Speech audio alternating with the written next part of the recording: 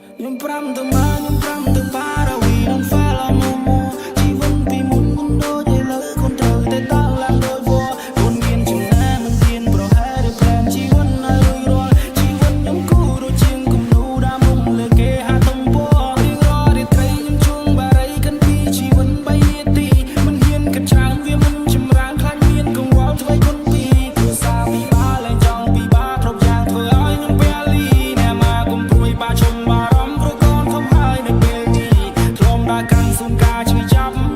ធ្លំដល់កាន់មិនឡាស្រ័យសម័យការបញ្ហាមកវាយវាទៅជាការធំនឹងក្តីពេញវ័យទើបយល់អាទំនេរសំដីលោកបាផ្លាំងប្រភ្នំគុំនិនហើយគិតស្ទួនជីវិតដូចជាសេនារំចិត្តពីពិភពងងឹនទៅរកកន្លែងដែលមានសេវាការពុតត្រូវ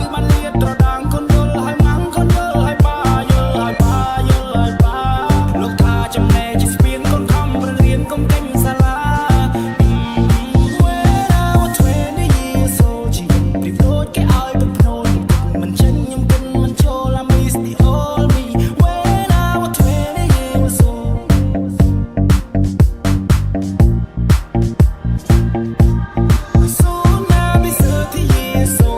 ដាង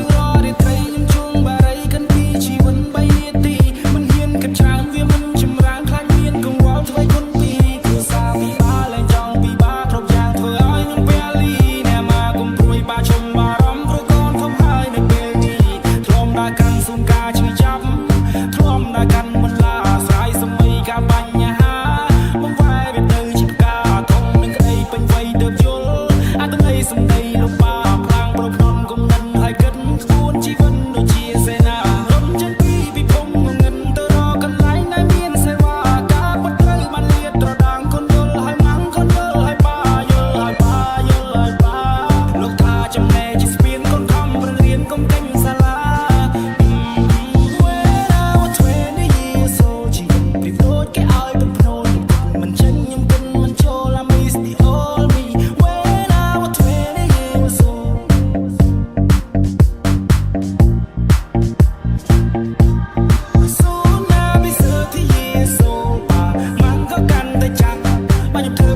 Watch my